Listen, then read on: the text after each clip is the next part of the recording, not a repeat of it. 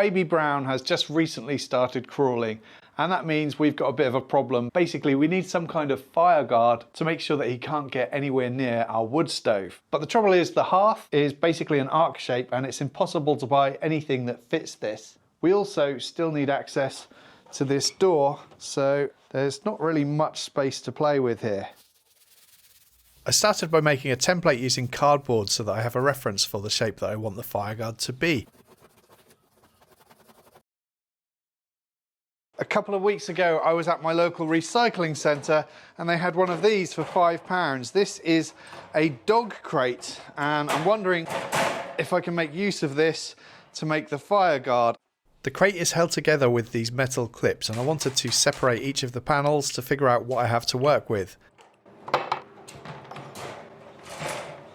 3 of these panels are a consistent size, but when I measured up the total length and compared it with the template, it was going to be short by around 300mm. So I'll need to figure out what to do to make up the difference later on.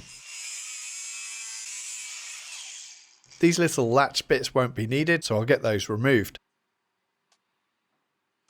To shape the panels, I clamped them down to my workbench with a 4x2, which allowed me to manipulate the shape until they closely matched the arc of my template.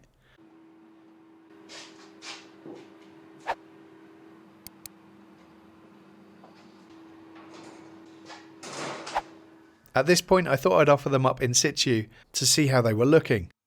I have this spare piece which I can use to fill some of the gap for the missing panel, but as you can see it's not tall enough. I do have this piece from the door that I might be able to use, and it appeared to be a good match to the rest of the panels, but unfortunately when placed side by side I could see that the spacings were different. But using this still seemed like my best option. So I decided to cut down the panels and join them together to see how it looks. Not great, but I figured if I put this panel at the end of the other 3, it would be hidden by our curtain most of the time anyway, so this will be fine. To join the panels together, I had the idea to use binder clips. The beauty of these is that the chrome arms can be removed, so these will work great as hinges between the panels. The only trouble is I only had big ones and little ones. I really needed the middle-sized ones. As you can see, these small ones don't quite clip over both pieces, so in the meantime I'm going to use some cable ties to secure the panels together, which also seems like a good option, but I'll probably replace these with the right sized binder clips later. I also used cable ties to secure the 2 smaller panels together. There were some rusty bits on these panels, so I sanded those areas smooth with my belt file.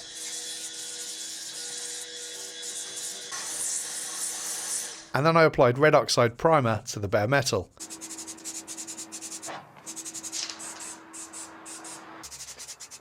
And then a final coat of satin black paint.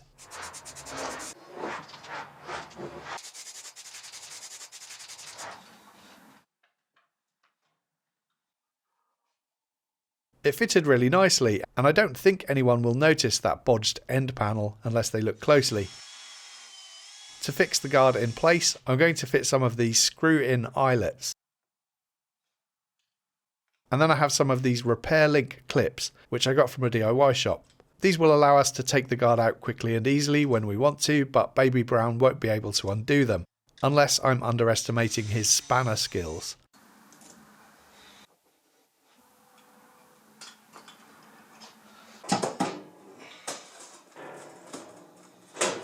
The best thing about this is that we can still load the burner with the guard in place, and we can also still use the door behind it.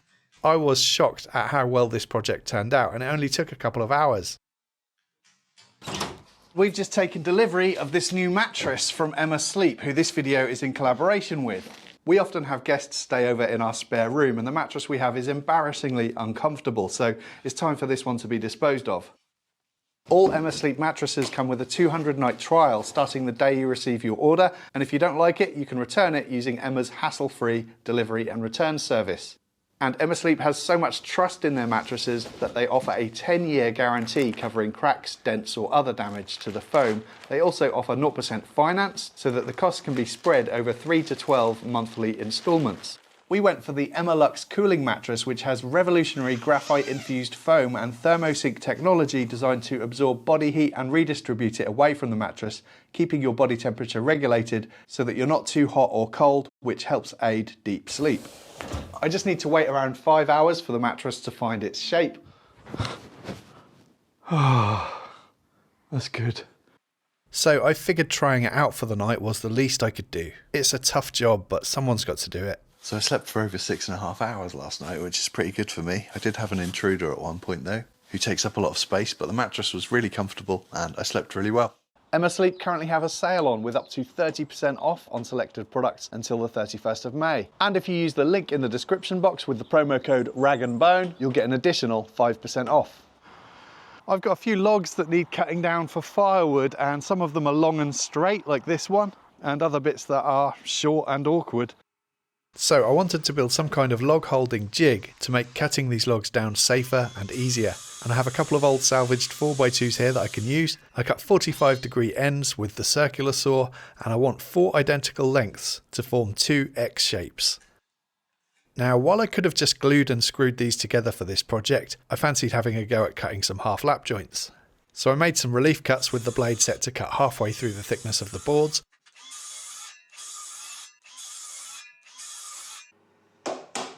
And then cleaned up the faces with a chisel. There always seems to be an awkward knot in the way whenever I do a half lap joint like this.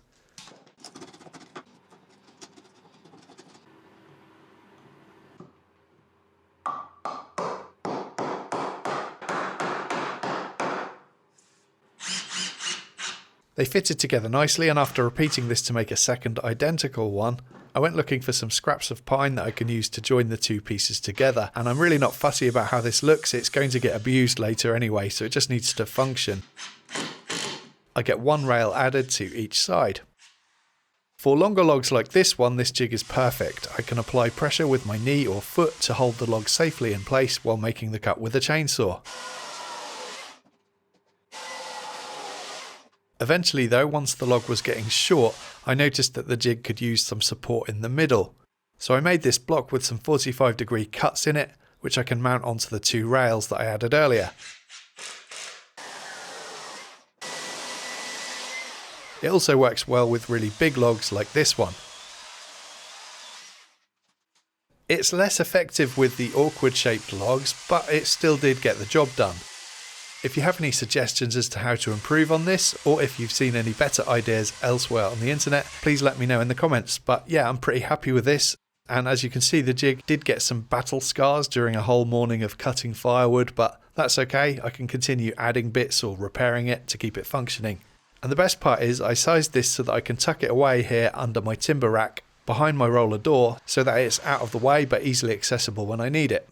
If you're wondering how I process firewood beyond this, I've been using this wood splitter for 11 months now, and I'm really happy with it. And as you can see, I mounted it to a simple wooden base just so that I can step on it to hold it down. It's only a cheap Chinese thing, so I didn't have a great deal of faith in it lasting, but actually it's coped with a lot of vigorous pounding with my 4.5 kilogram sledgehammer, and it shows no signs of deteriorating. It even copes with a big log like this one. I'll leave a link to this in the description box if you want to check it out, and just for full disclosure, it was gifted to me by a company called Vivor. If you use my link and use the code SAVEMORE5 at checkout, you'll get 5% off. It's nice to finally have this firewood processed so that it can dry out over the summer and be ready to use next winter.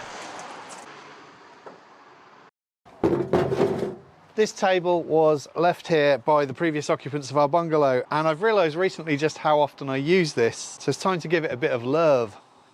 I can't believe I just said love. Anyway, I like this table because it's lightweight and easy to move around, and the base is solid steel.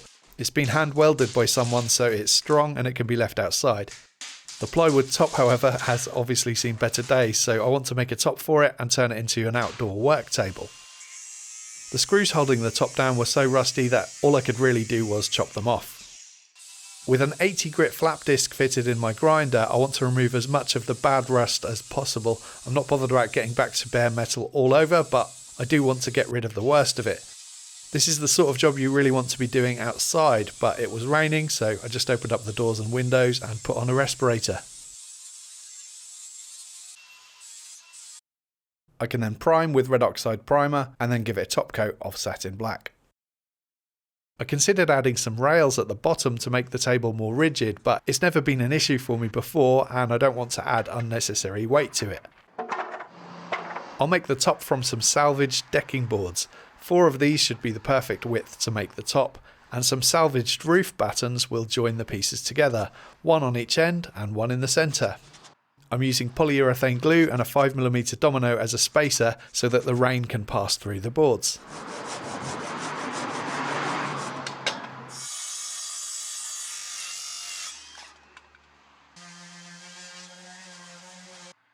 I had some of this light grey exterior stain that I can use to help protect the wood when it's outside, which it will be some of the time, although I do have a cunning plan up my sleeve for a clever place to store this when it's not in use.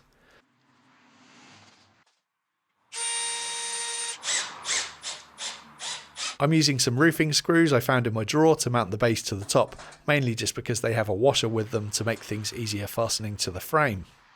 So there it is, nice and strong, and I also sized this so that it fits behind my roller door too. The perfect place to tuck it away, seeing as I don't use these double doors all that often. Thanks for watching.